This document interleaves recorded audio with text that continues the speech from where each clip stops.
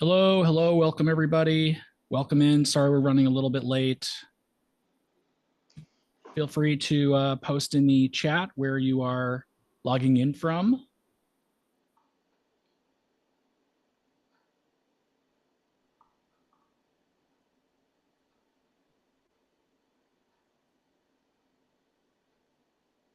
Hello to Marion in Schaumburg.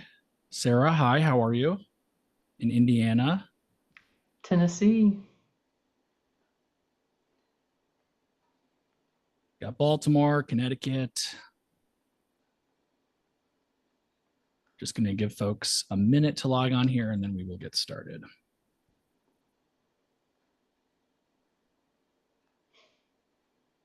Diane from Albuquerque. Tony in Florida. Gail in New Mexico. Columbia, South Carolina. Connecticut.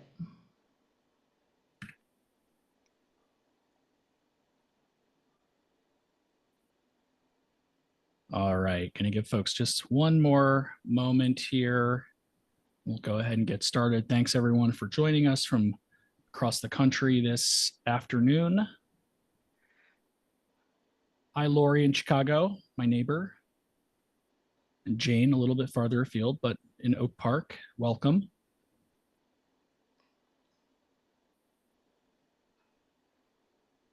Boston and San Diego. Okay, great. I think we're just about ready here. I'm going to go ahead and close the chat and say hello and welcome to M.A.I.D in 25, Medical Aid in Dying, Legislative Scorecard, a celebration of Compassionate Choices and Compassionate Choices Action Network's latest legislative victories, and a look ahead to opportunities through the end of the year. I'm Patrick Donges, Digital Advocacy Director of Compassionate Choices, the nation's oldest, largest, and most active nonprofit dedicated to improving care, expanding options, and empowering everyone to chart their end-of-life journey. Before I introduce our hosts, I appreciate your attention to just a few details that'll help you get the most out of our program today. Live captioning, including translated captions in Spanish and a variety of other languages, is available by selecting the closed captioning, that's the double C's CC icon in your Zoom. There will be time for questions and answers toward the end of the program. You may type your questions at any time in the Q&A icon by selecting the Q&A icon in Zoom. Our panel will answer as many questions as time allows. We'll only be taking questions from the Q&A function, so there's no need to raise your hand, and chat is disabled, so you will be able to use Q&A.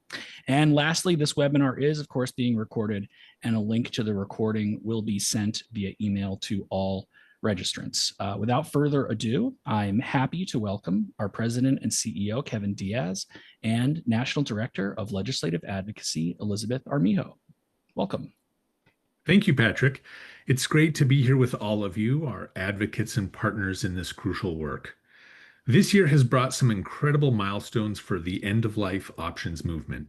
And today we're going to celebrate those victories, recognize some of the people who made them possible, and chart the course for what comes next. You can see our current scorecard for 2025 now on the screen, and in a moment we'll dive into the details of what we've accomplished this year before turning to what we're still fighting, what's in motion, and how all of you can help us bring our active campaigns home. Elizabeth, why don't we start with New York? What's going on there? Thanks, Kevin. Well, in the Empire State, after more than a decade of grassroots organizing, grassroots activities, legislative education, and unwavering advocacy, the New York legislature passed the Medical Aid in Dying Act this year, first in the Assembly in April and then in the Senate in June. The successful passage and the votes reflect the will of the people. Polling shows nearly 2-to-1 support for this option among New Yorkers.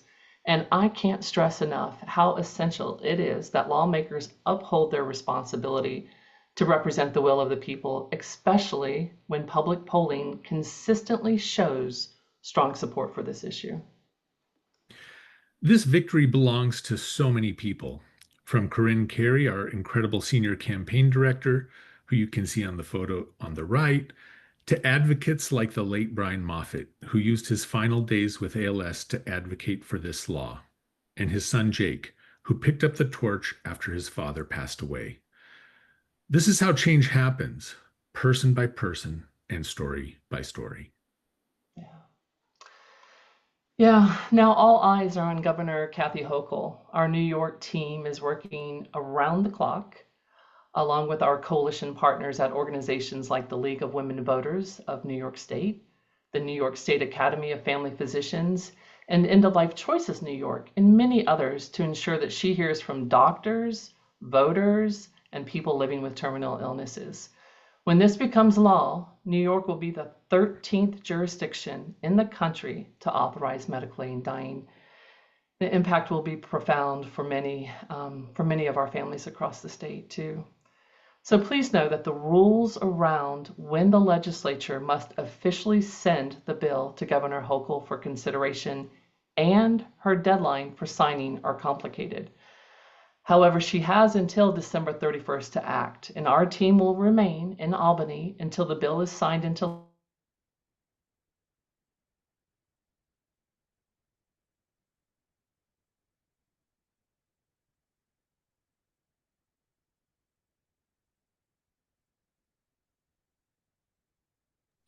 I think we may have lost Elizabeth.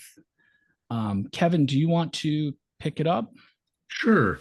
So, um, obviously we'll remain in Albany until the bill is signed into law. And if you're in New York, we encourage you to use the URL cnc.link/ny/July to send her a message urging her signature. And I think you can see that there on the screen. Now let's turn to Delaware. And Delaware, of course, is a victory that was sweetened by the heartbreak of last year's veto. Thanks to relentless advocacy and legislative champions like Representative Paul Bombach, Senator Brian Townsend, Representative Eric Morrison, and many others, Delaware's Ron Silverio Heather Block End of Life Option Act was passed and signed into law by the new governor, Matt Meyer. Remarkably, all of this happened in less than a year after it was vetoed by the outgoing governor. This was truly a people-powered victory. Over 10 years of testimony, personal stories, and grassroots pressure paid off. The signing ceremony was an emotional moment for us all, with Governor Matt Meyer's signature cementing the legacy of Ron Silverio, Heather Block, and the many advocates who gave their time, energy, and voices to this cause. There were heartfelt remarks that were given, and the signing ceremony, alongside longtime advocates Judy Gavados and Susan LaHaye, Ron's wife, were really touching. This law will become effective pending the finalization of health department regulations or by January 1st, 2026, whichever comes first. Eligible patients in Delaware will soon have the peace of mind that this compassionate option brings.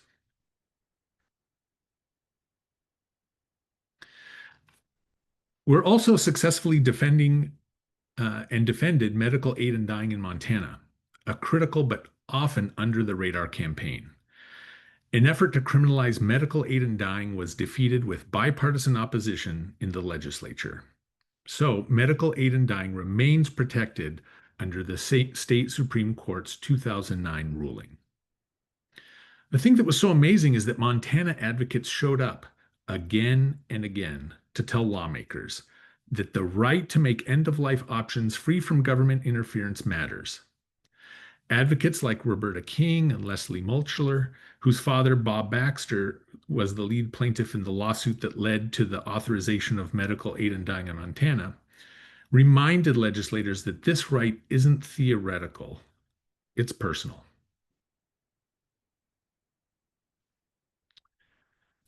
Every year we defend this right.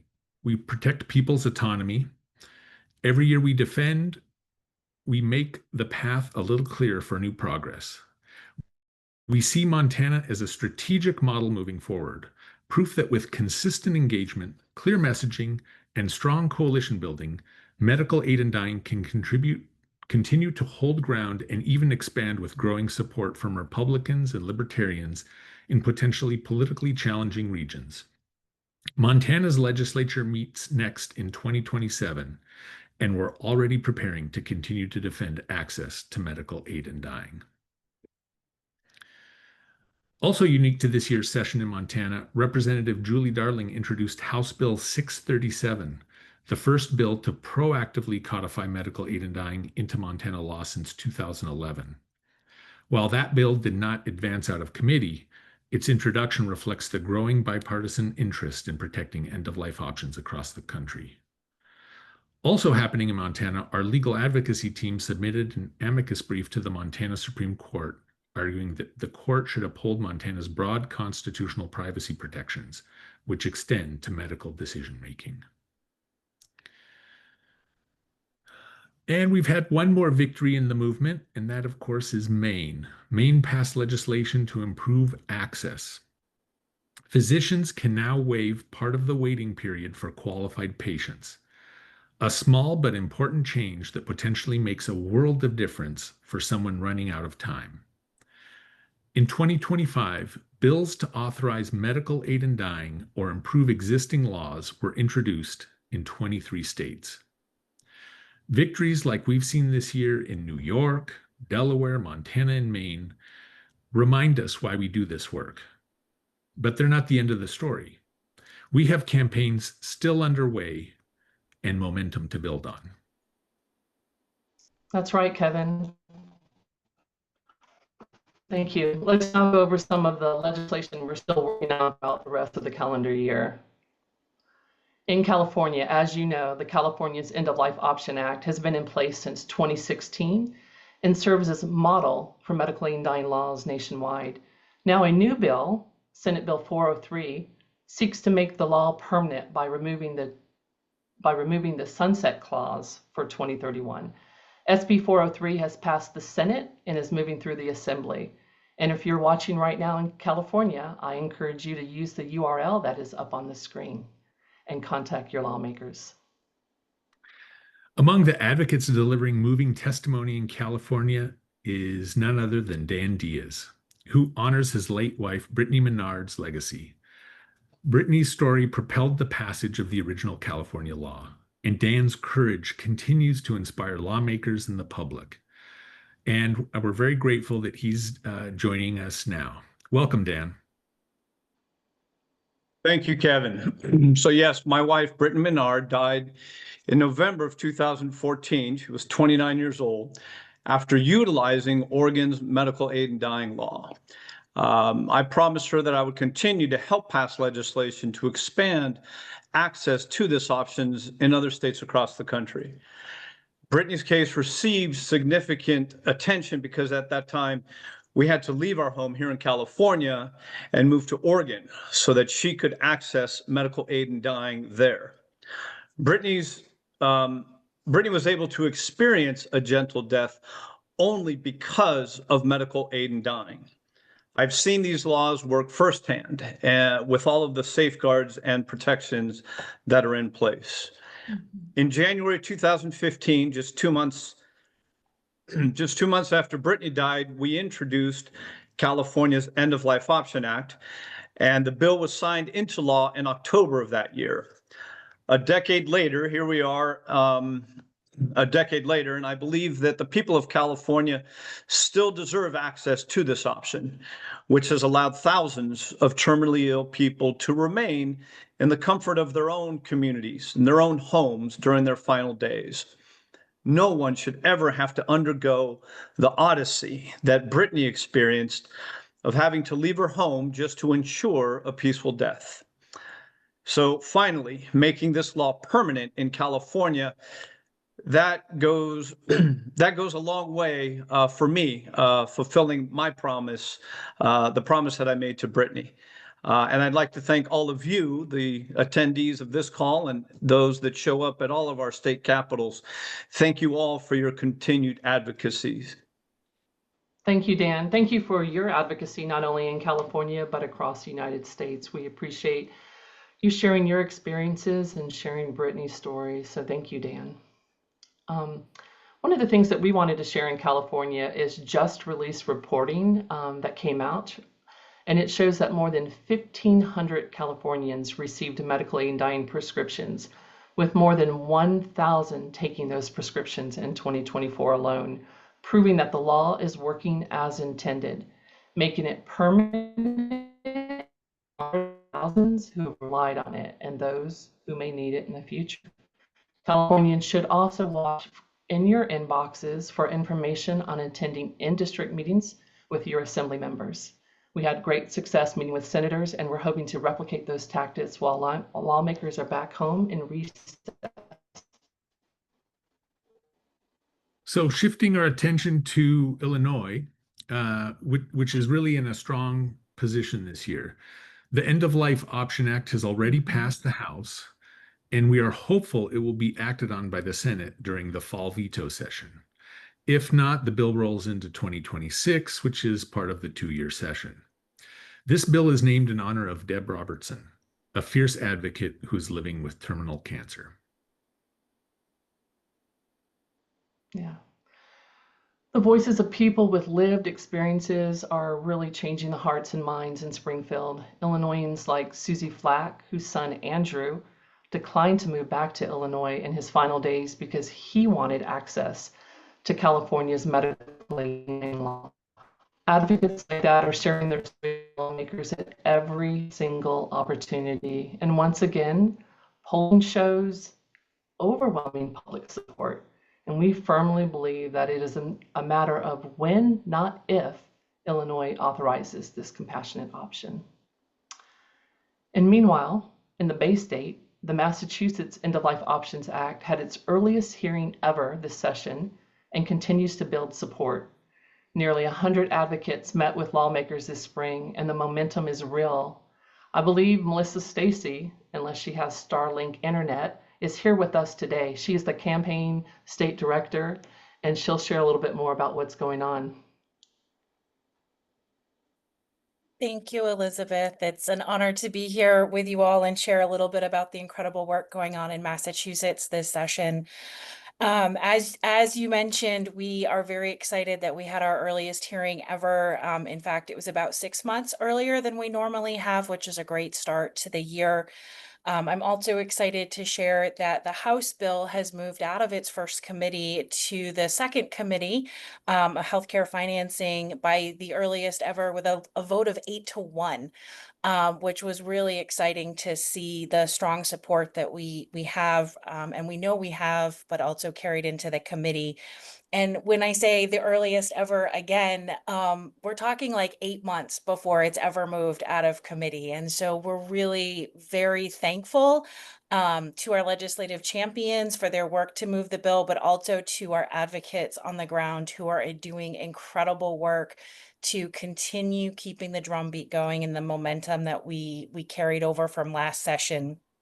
I was joined yesterday in the State House by a group of advocates to continue that drumbeat. As I talked about, we shared an info drop with all 200 legislators in the State House, and the advocates walked the floors of the State House and the halls and shared the story of Barbara Webster and her brother Chuck, who died from bladder cancer last year, and how he had wanted this option and didn't have it. And Barbara had shared her story with us at Lobby Day. And so Barbara and Becky Gladstone, whose husband is facing terminal cancer, and some longtime advocates, Bruce Carroll and Mary Shaw, along with a number of others, joined and had a conversation with legislators. And it was really amazing because I'm in the State House on a regular basis. We're talking to lawmakers, and they love the info I share. We have great conversations, but when we have advocates come in and really have that one-on-one, it's incredible to see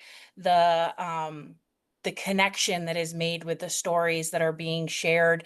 And we did have numerous conversations, including with the chair of the committee that the Senate bill is in, and an advocate had a great heart-to-heart with him to share about why she's supportive and wants the bill to move forward. And it's those conversations that really keep the momentum going. Looking ahead, we're going to be continuing to do days like that as we go into the summer and early fall. And then we have a couple of great screenings coming up. We've partnered with Death Differently, for other side screenings on the film about Linda Bluestein and her journey to work with CNC to sue the state of Vermont for access to residency. And the documentary follows her story and her ultimate ingestion of medical aid in dying and able to die how she wanted in Vermont. And so we're going to be doing a couple of screenings with them in August and sharing that information out with folks and really elevating the campaign and how other people can get involved to make this a reality in Massachusetts. It's great. Thank you so much, Melissa. Families like Becky Gladstone's, along with her husband, really do bring urgency and humanity to this issue, as do other longtime advocates like Roger Kligler. These stories change the conversation and advance lawmakers' understanding of our movement. Massachusetts is now poised to follow New York's lead. We're building relationships, building momentum, and building a future where terminally ill Massachusetts residents have access to end-of-life care that aligns with their values and beliefs. And with that, I think I'm going to go ahead and turn it back over to Patrick. Yeah, hi. So we have a Q&A going. Thanks folks for filling out the Q&A, your questions. There are a couple of interesting questions. One regarding Washington State collecting data on medical aid in dying, and wondering if Elizabeth, you have any information on that, or if that's something we can follow up with our guest on. So we will definitely be following up with our guest, Patrick, but we have a team of folks. So a few days ago, we found out that the Department of Health will no longer produce a utilization report in the state of Washington. And so we are working with a group of folks to kind of understand what that means. We've reached out to End of Life Washington as well to see what sort of impact they might have. And our legal team and our policy team, advocacy team are kind of developing some thoughts and some guidance around that as well. So we will have a statement around that soon. Kevin, did you want to add anything to that? Yeah, I did. I just wanted to say that, this really highlights a tension that exists with data collection across the country when it comes to medical records, especially sensitive medical records. So in the past, CNC, along with the ACLU of Oregon and National ACLU, were involved in lawsuits related to the prescription drug monitoring programs in a couple of states. And those were programs that initially were established so that when pharmacists were prescribing medications, they would be able to see if people were being given, cross-indicated prescriptions because they had so many different care providers, and to be able to coordinate that sort of information. And what was happening is the federal government was coming in and using administrative subpoenas, so a much lower standard than warrants, to essentially conduct criminal investigations using this personal health data. So that happened, and unfortunately, we won initially, and then ultimately it was overturned, and it was found that because it was the federal government, they could go in and actually do that. Now, fast forward under the current federal administration that is using its power to obtain all sorts of different kinds of information about things and weaponizing that information. And what has happened in the reproductive rights area has actually triggered important institutes that track and study all of that information to change its position on whether or not states should have mandatory reporting of that data.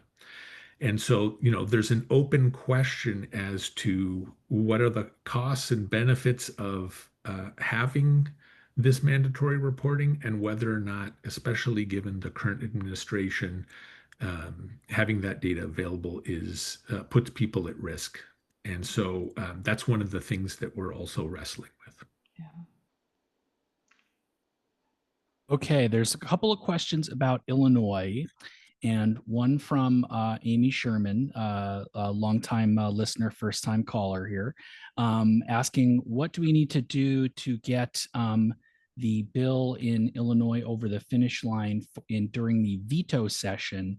And I realize that some folks may not know what the veto session is. So in Illinois, and please, Elizabeth, correct me on this if this is incorrect, the General Assembly can meet in the fall to review and potentially act on bills that it's supposed to be for bills that the governor has vetoed, but they can also draw on the agenda from the previous session, and that is usually lasts about 2 weeks, and we expect it. I don't believe it's been scheduled yet, but we expect it to take place in October. Is that correct?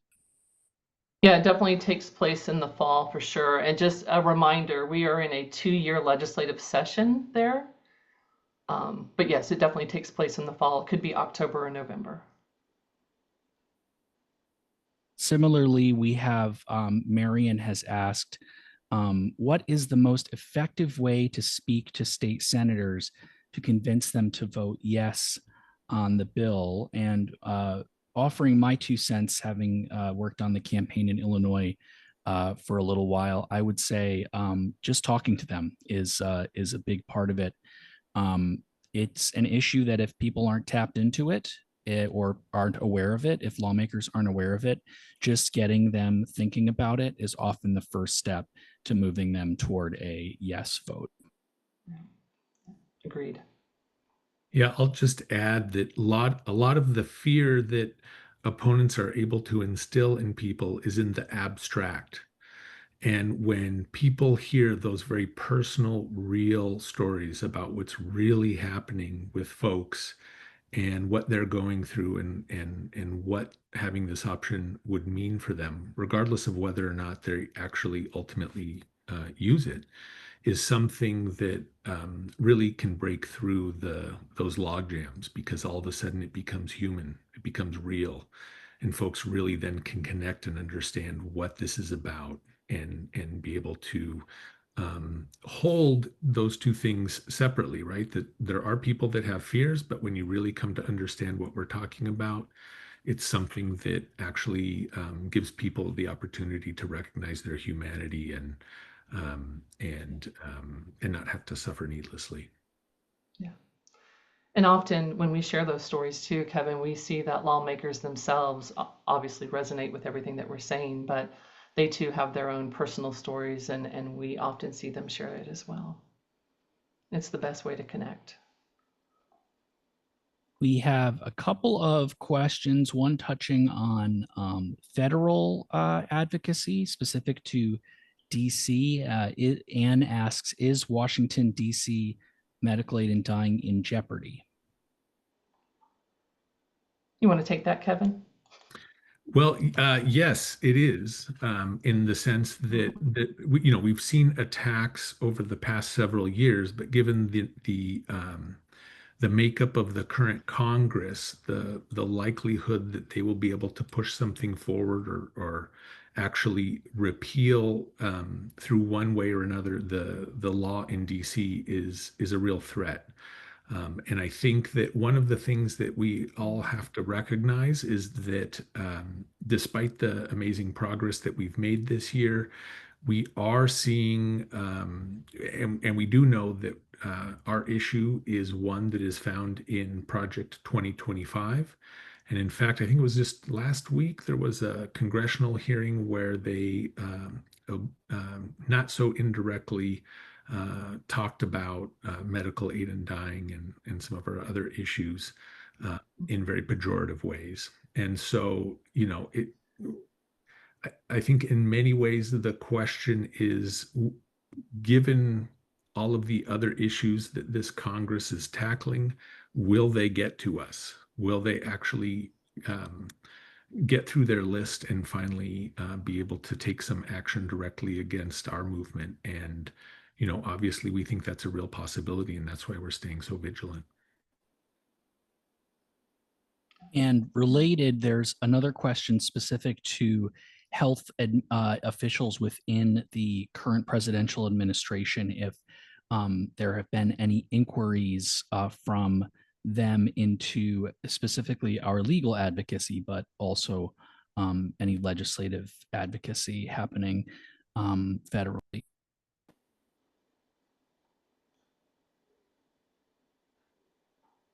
So I'm not aware of any direct inquiries into the work that we've been doing, but certainly, it will be interesting to see whether or not in various aspects, whether or not there'll be any sort of feedback or interventions in that work, whether it's legislative or legal, into those particular issues by the federal government. I mean, it seems like they've got an awful lot of things a lot of balls in the air right now. So nothing has risen to that level yet.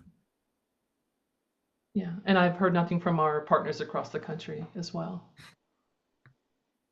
We do know that nonprofits are being attacked, and that there have been efforts to either get them to silence themselves or curtail the work that we're doing. One of the blessings that we have as a movement is all of the support that you all give us, which means that we're not dependent on the federal government to do our work. And we can stay true to the mission because of that support that we get. And if it weren't because of that and because of you, then we would be facing some of the cuts that other nonprofits are facing at this time. So thank you. We also have a question about, is there a lawsuit in Colorado? And indeed, there is, correct? There is. There are 2 lawsuits right now in Colorado. One is a lawsuit brought by Compassion and Choices and a partner organization, If, When, How, to challenge the residency requirement, similar to the previous cases that we brought in Oregon, Vermont, and New Jersey. That case is slowly moving forward. There is another case that is from the opponents, and that case is on behalf of a group called United Spinal Association. And it is the second one of this type. The first one was filed in California, and it is currently up on appeal. It was originally dismissed, and the plaintiffs are appealing it. And the second case is very similar. The second case in Colorado is very similar, but will, brings in a little bit, a few additional arguments. But it's the same group of people, and we believe that it is a serious challenge, especially because the claims that are brought in both the California and the Colorado lawsuit track the arguments that were laid out in now Supreme Court Justice Gorsuch's book that opposed medical aid in dying. And that case has just started, so there's not really a whole lot to report on it, the one in Colorado. Yeah. Elizabeth, there's a very specific question about Minnesota. Right. And I'm going to paraphrase it, that there is a representative who is not very responsive to constituents who are supportive of medical aid in dying. And is there a way to challenge this person short of voting them out of office? The questioner writes, they won't discuss the bill, and that the House is evenly divided in Minnesota. I know Minnesota is a perennial campaign, legislative campaign state for us. And maybe it's time to put on our CCAN, Compassion Choices Action Network hats here. Elections are a tool in the CCAN toolbox. Absolutely.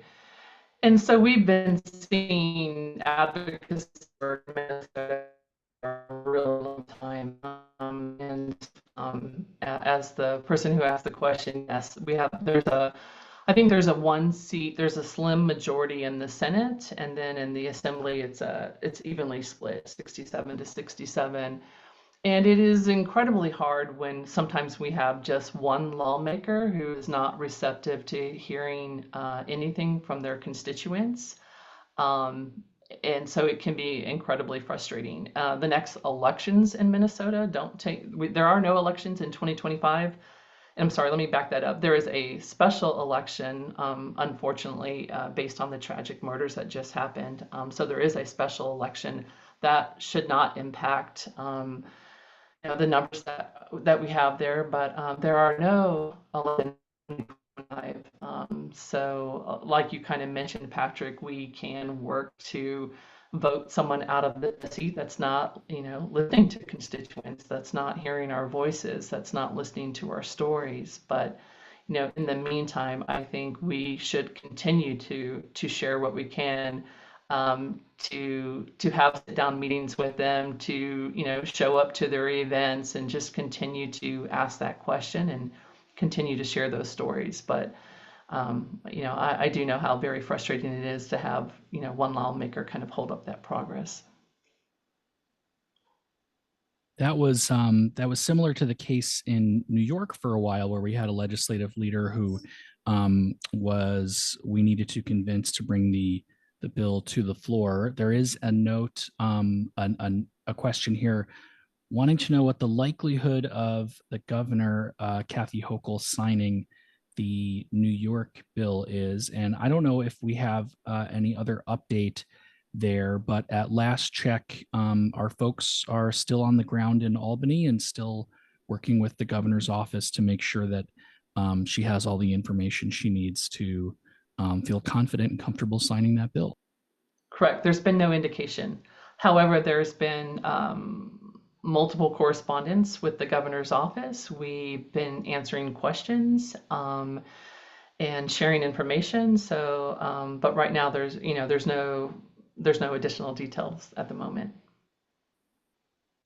It's another interesting one from Hom. Is there any medical aid in dying legislation for patients with dementia or Alzheimer's disease?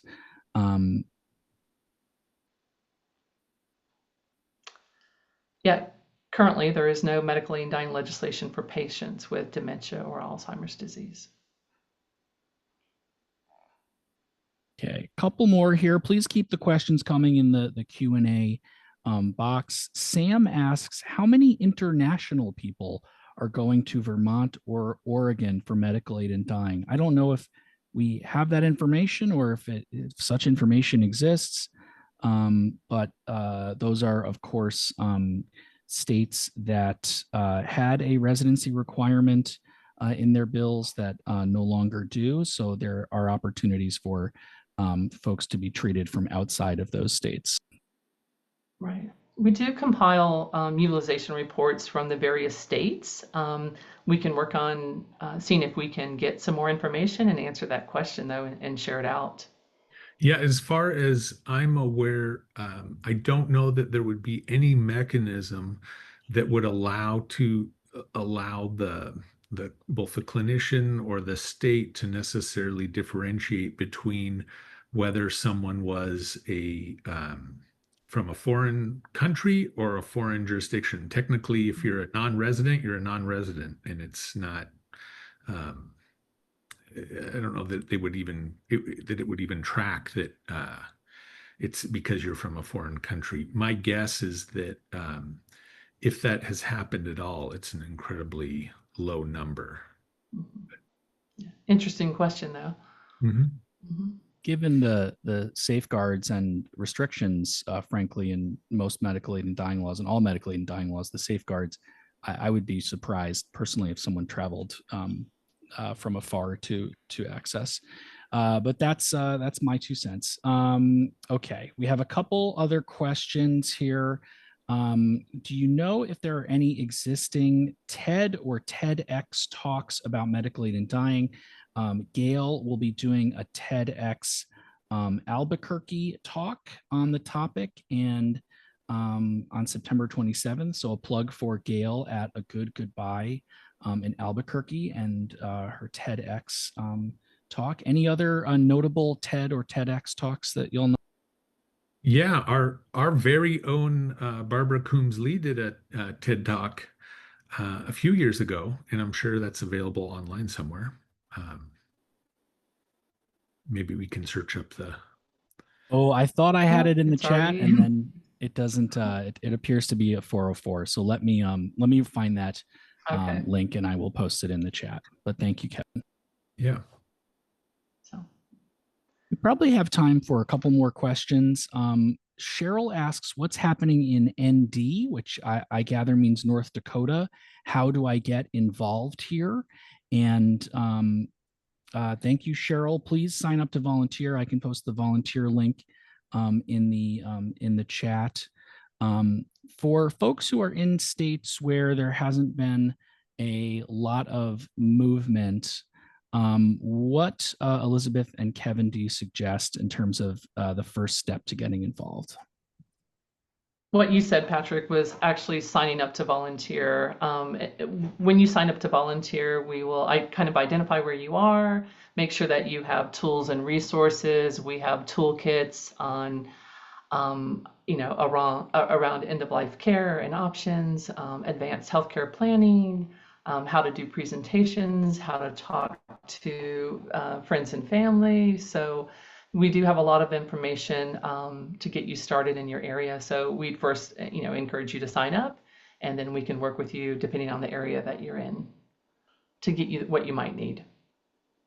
And I would just add that, the sooner that people are talking with their legislators about the whole breadth of end of life issues, not just medical aid and dying, and making sure that legislators know that this is a topic that people care deeply about, that they're watching what legislators do in this area to determine whether or not they're going to give them their support, then the more likely it is that when the issues come up or whether there's enough of a groundswell of people to actually bring forth legislation, that you're going to have folks that are going to be able to be your champions and to help move things forward because you've already laid that groundwork and explained to them why this is such an important topic. Yeah. Yeah. I was able to find a YouTube link to Barbara's TEDx talk. We have a question from Jerry. We've just got a couple more questions here, and then I think we're going to have to wrap it up. Living in New York, Jerry feels a sense of relief. Hope the governor will sign. We touched on this a little bit, but any concern about federal intervention in New York? Is there any concern warranted? I gather this might be in reference to some cherry picking on the part of the federal government in terms of what's going on in some states.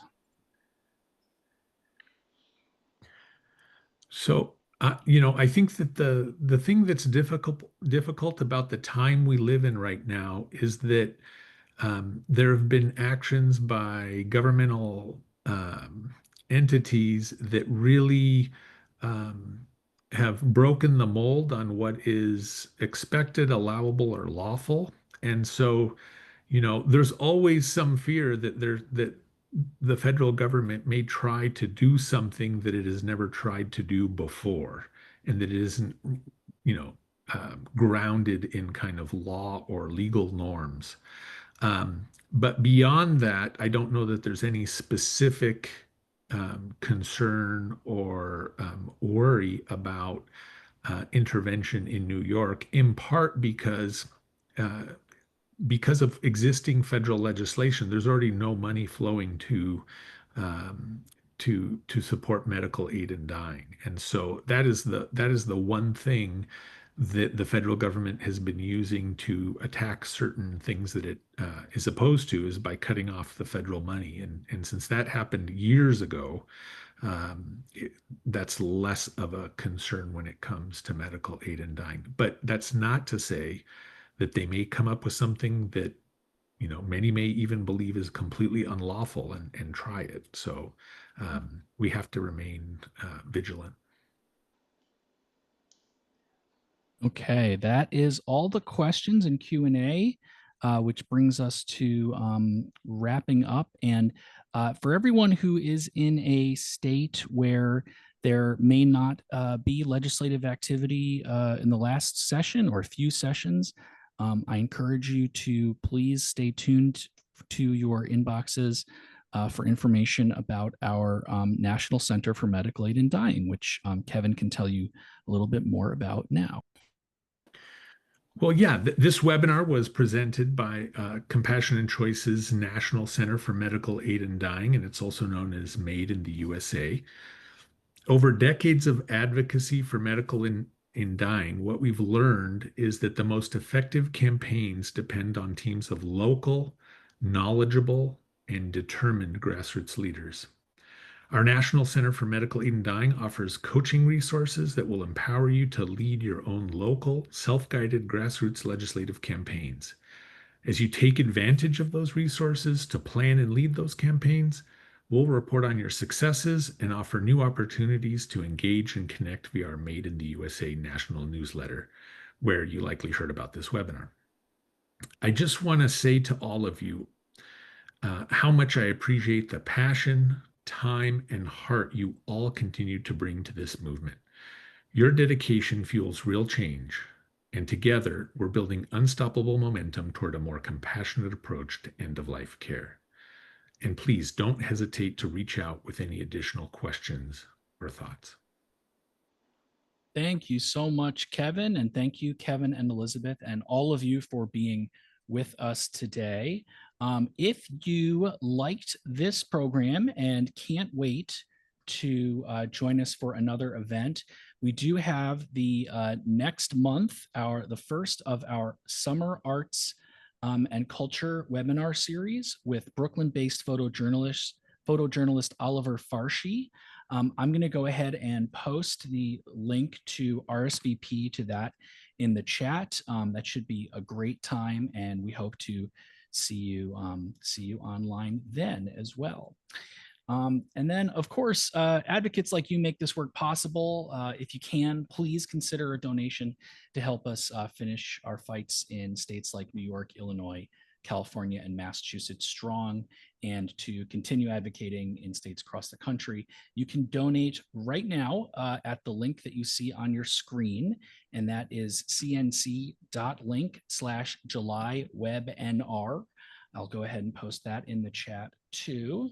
And in case you missed it, that is cnc.link/July WEB, and then the letters NNR. So webinar, but just a little bit shorter. And that is in the chat right now.